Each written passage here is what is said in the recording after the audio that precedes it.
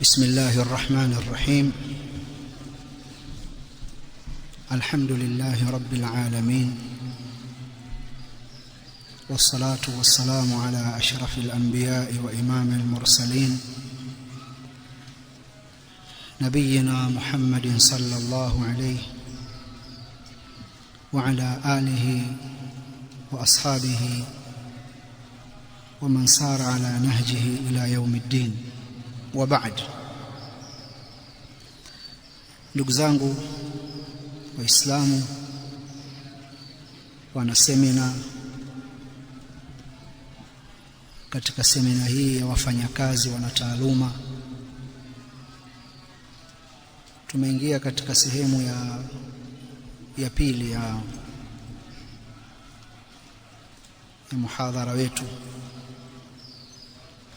muhadhara ambao ni msingi katika misingi ya Ahlus Sunna wal Jamaa, muhadhara unaozungumza ta'atu ulatil umur, kuwatii watawala au wenye mamlaka. Katika sehemu ya kwanza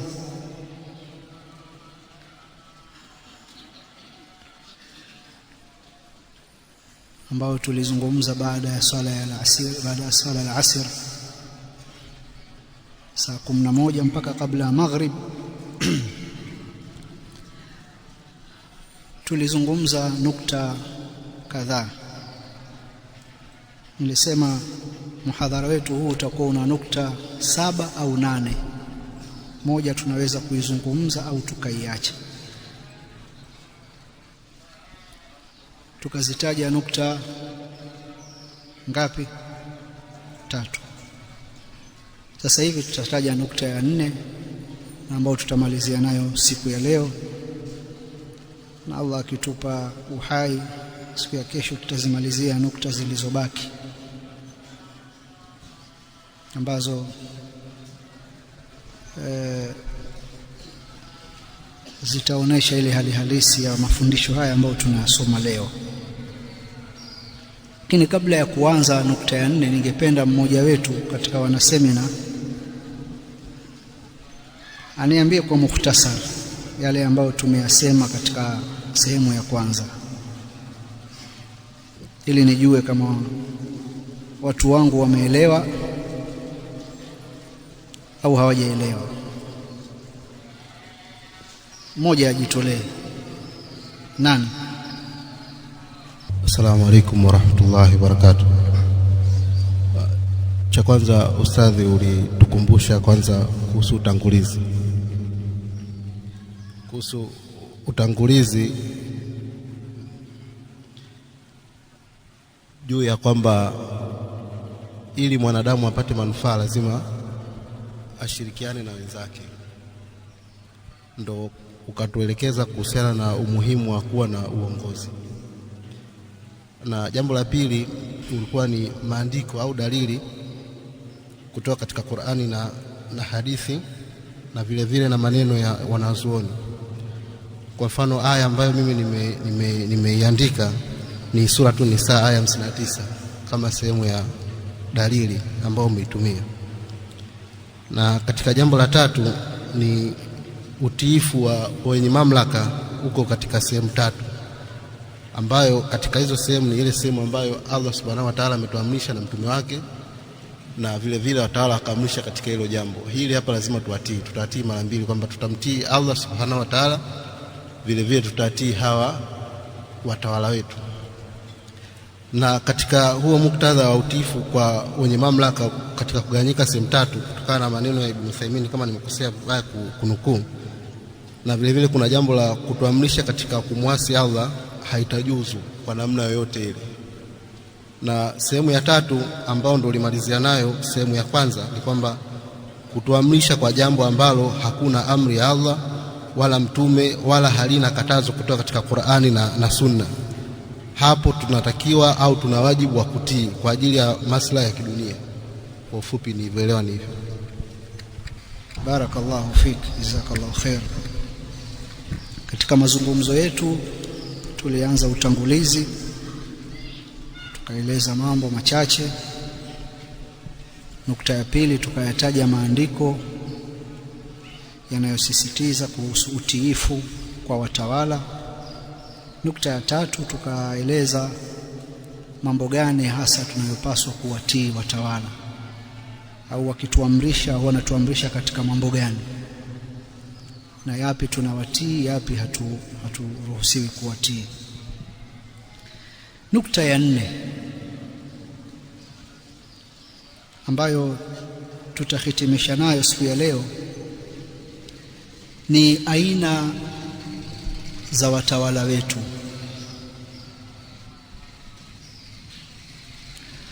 Watu wanaotutawala wanaweza kugawanyika katika aina tofauti kulingana na jambo ambalo mtu analiangalia.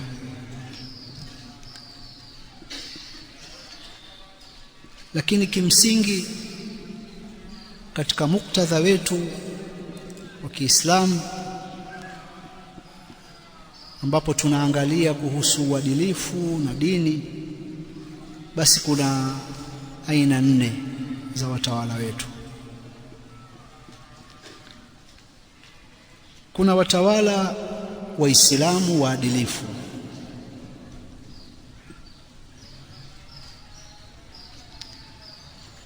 Kadhalika kuna watawala Waislamu wasio waadilifu.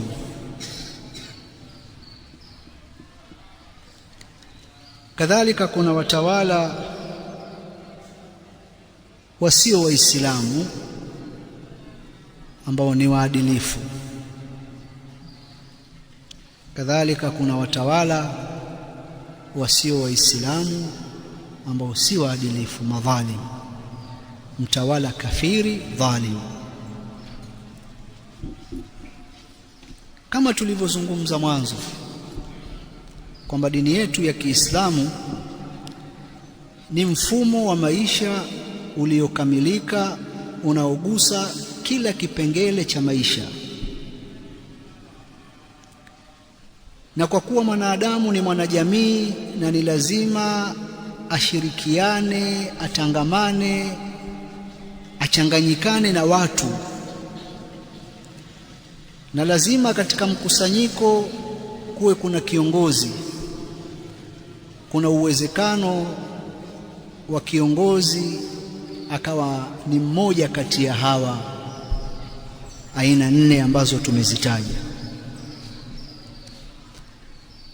Sasa Uislamu ambao tunausifu inabidi utupe maelekezo katika aina zote hizi,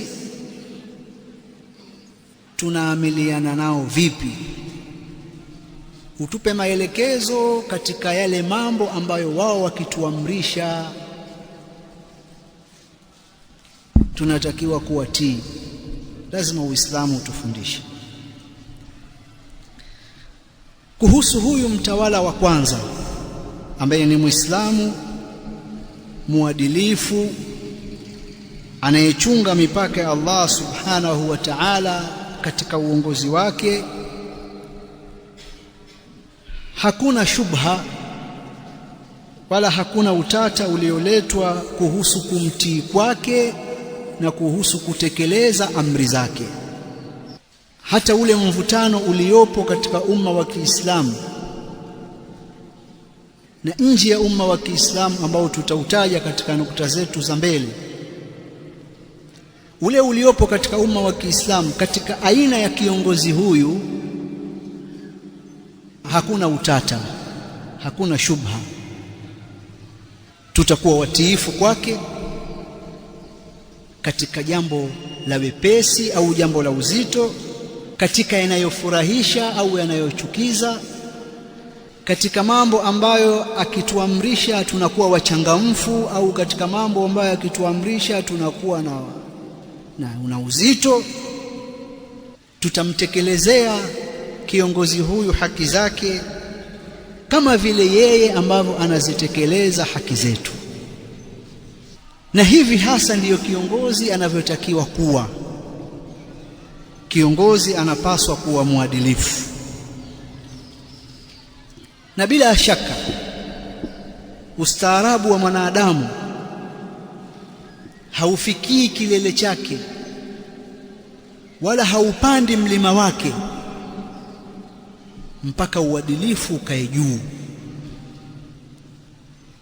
Uadilifu ndio msingi wa utukufu wa watu. Uadilifu ndiyo sababu ya kunyooka kwa taifa.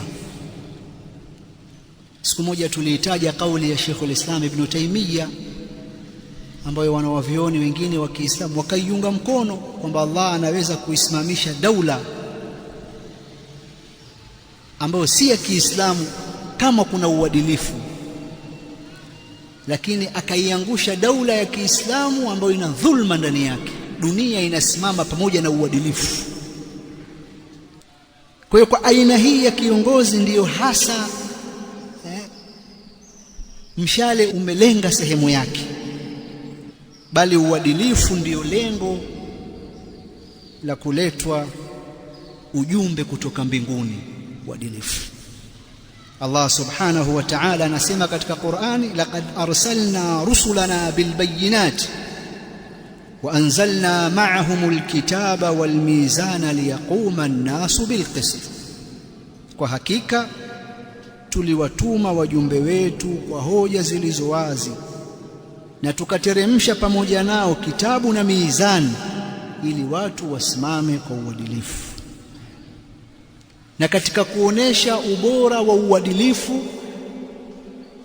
na kwamba kiongozi akiwa mwadilifu anakuwa ni mtu mwenye fadhila, ni kwamba siku ya Kiyama, katika siku ambayo hakutakuwa na kivuli isipokuwa kivuli cha Allah subhanahu wa ta'ala, katika watakaofunikwa na kivuli hicho ni kiongozi mwadilifu. Amesema Mtume sallallahu alayhi wasallam, sab'atun yudhilluhumullahu fi dhillihi yawma la dhilla illa dhilluh, watu aina 7 atawafunika Allah subhanahu wa ta'ala katika kivuli chake siku ambayo hakuna kivuli isipokuwa kivuli chake. Imamun adilun, kiongozi muadilifu. Na tunatakiwa sisi tuwaombee viongozi wetu kwa Allah subhanahu wa ta'ala awape uadilifu na uchamungu, na tusiombee mabaya, kwa sababu akitengenea yeye akawa mwadilifu, basi maslahi yanakuja kwa umma mzima, na asipokuwa hivyo basi dhiki na tabu zinakuja kwa watu wengi sana. Aina ya pili ya kiongozi ni kiongozi Muislamu si muadilifu, kiongozi muovu ambaye wakati mwingine anafanya mambo maovu au anafanya mambo ya makosa hivi. Kwa aina hii ya kiongozi kumeletwa shubha, kumeletwa utata kuwa huyu haifai kumtii na inajuzu kutoka nje ya taa yake, nje ya utiifu wake, inajuzu kumpinga, na ikibidi kumpindua apinduliwe, awekwe badala yake mtu mwadilifu.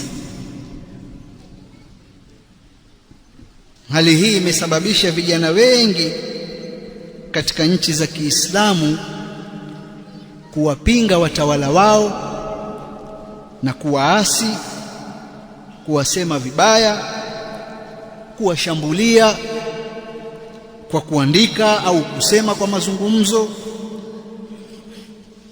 kuwazungumza katika mikusanyiko iwe mikubwa au midogo, katika mawanda ya dini, katika khutba au katika mihadhara. Na kama ikipatikana fursa ya kuwagomea basi wagomewe, ikipatikana fursa ya maandamano ya kuondoa basi inatumiwa vizuri fursa hiyo. Kwa nini? Kwa sababu kiongozi huyu ni muovu. Na haya yametokea katika nchi kadhaa za Kiislamu. Na mtazamo huu wamefundishwa na mashekhe. Wapo mashekhe ambao wana mielekeo hii, mielekeo iliyotoka kwa wale makhawarij waliotoka katika utiifu kwa Amirul Mu'minin Ali ibn Abi Talib radhiyallahu ta'ala anhu. Wakasema hapana, kinachotakiwa ni kutawalisha, inil hukmu illa lillah, hakuna hukumu isipokuwa ni Allah subhanahu wa ta'ala, sio kuweka watu wa hukumu hivi, hakuna. Wakampinga Ali ibn Abi Talib, wakajitenga sehemu za Haraura. Lengo ni kumuondoa Ali ibn Abi Talib, wakamtikisa kwa kiasi kikubwa sana, na jambo lile halikutoka salama mpaka sasa. Wakawa watu wana mtazamo huu, baadhi ya Waislamu wana mtazamo huu kwa viongozi wao waliourithi kutoka kwa makhawarij waliompinga Ali ibn Abi Talib, na sasa ikachukuliwa mitazamo hii na al-Ikhwanul Muslimun, Muslim Brotherhood, na watu wenye fikra za sururia. Hoja wanasemaje? Wanasema Allah subhanahu wa ta'ala amesema katika Qur'ani, ya ayyuhalladhina amanu atii'u Allah wa atii'u ar-rasula wa ulil amri minkum, mtiini Allah na mtiini mtume na waliopewa mamlaka katika nyinyi, wenye mamlaka katika nyinyi.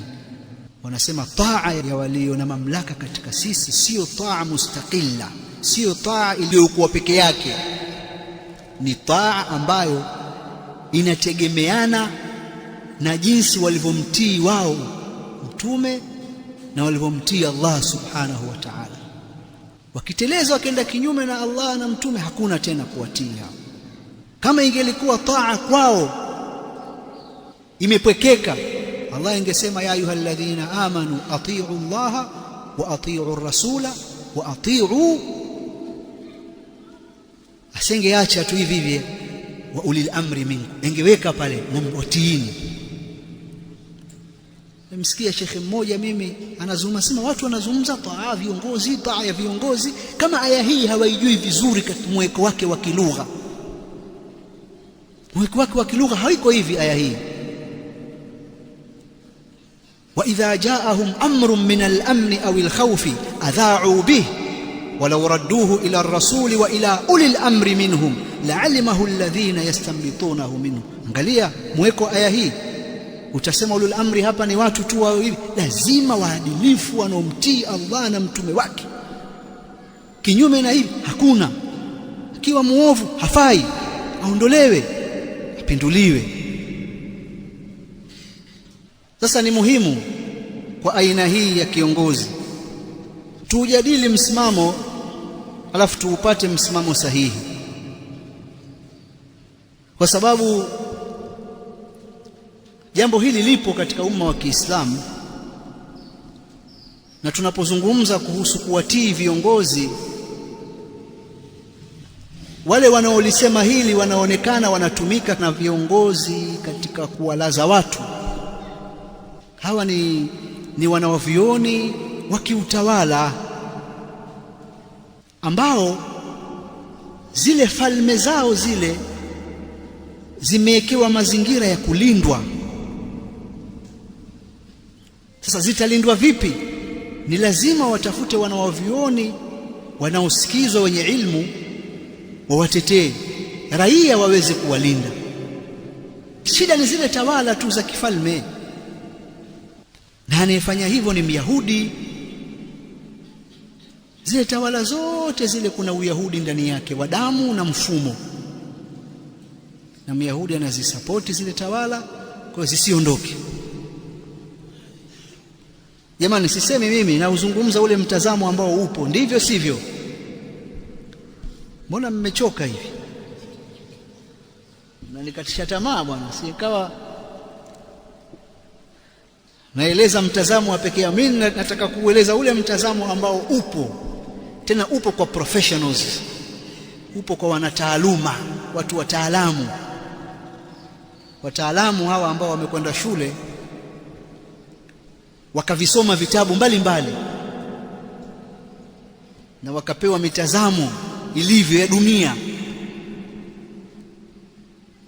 wakavisoma vitabu vya protocol za Zionism. Nani kasoma hicho? Hamna. Kwa hiyo wana mtazamo kwamba likizungumzwa suala la kuwatii viongozi wa aina hii, watawala wa Kiislamu lakini waovu labda, au wanafanya matendo mabaya, wanaona kwamba jambo hili ni kutaka kuwalaza watu na kuwaburuza ili tawala zile za kifalme ziendelee. Kwa ni muhimu kuangalia mtazamo sahihi. Hili suala la mtazamo sahihi ni suala muhimu, kwa sababu kuna watu nao wanaona kwamba kusema kwamba mtazamo sahihi ni tazkia, ni kujitakasa.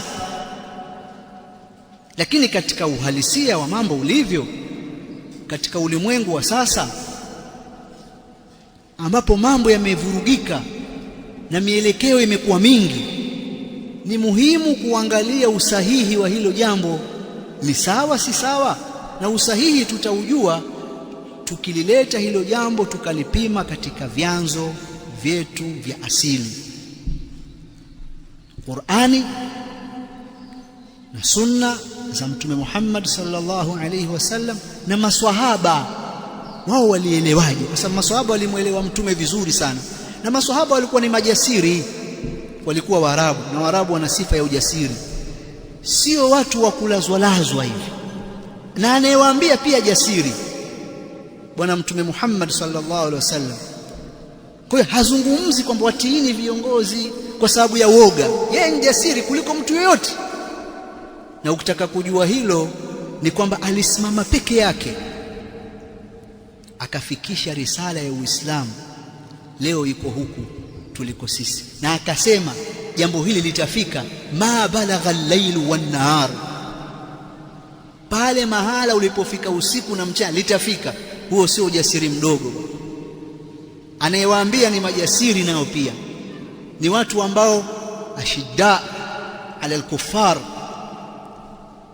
watu wakali, watu wanaopenda dini, lakini wanaambiwa utiifu. Kwa hiyo ni kitu muhimu sana kuangalia kuhusu usahihi wa mtazamo. Jambo moja muhimu ambalo napenda kuwafahamisha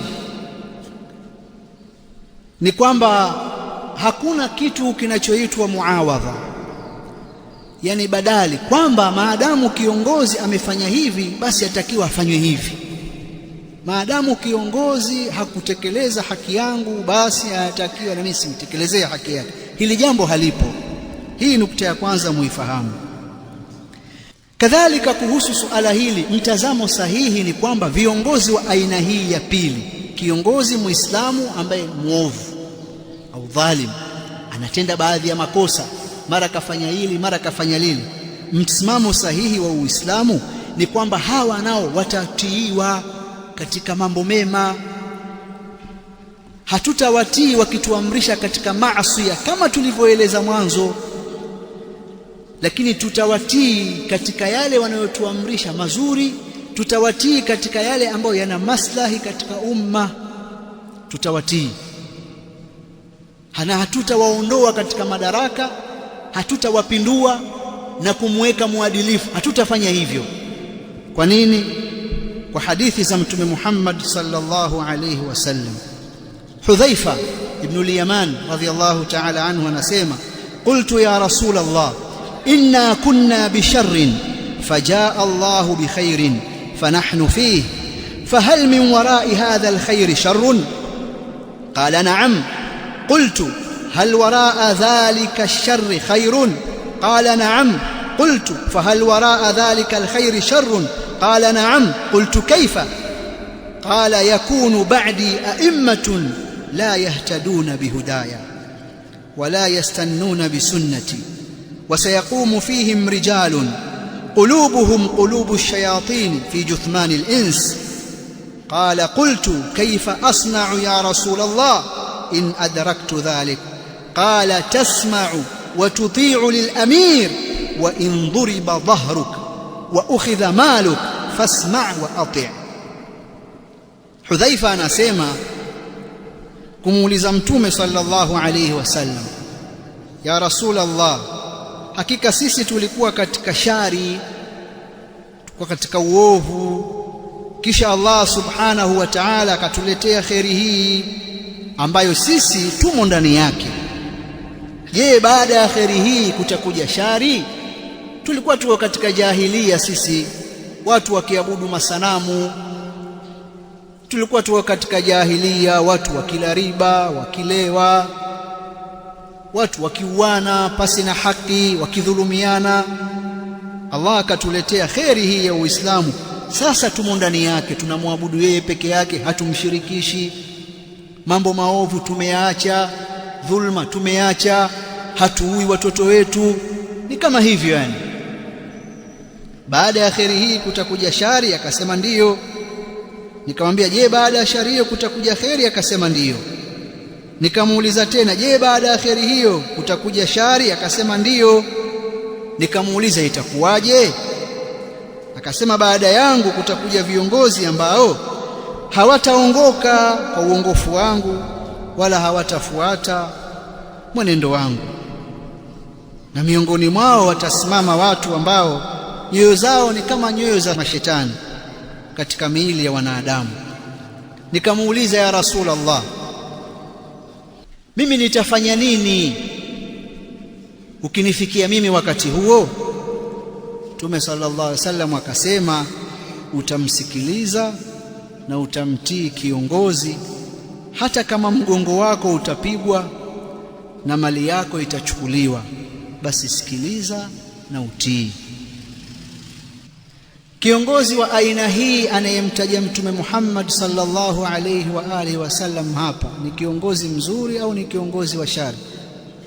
Kiongozi mwovu, kwamba watakuja hao, mwenendo wangu tena hawaufuati wala hawaongoki kwa uongofu wangu, watakuwa hivyo. Haya, nifanye nini ya Rasulullah?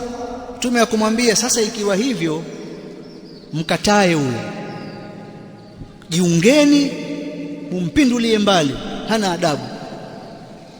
Naambia, sikiliza na kutii, hata kama mali yako itachukuliwa, hata kama atakupiga, sikiliza na kutii.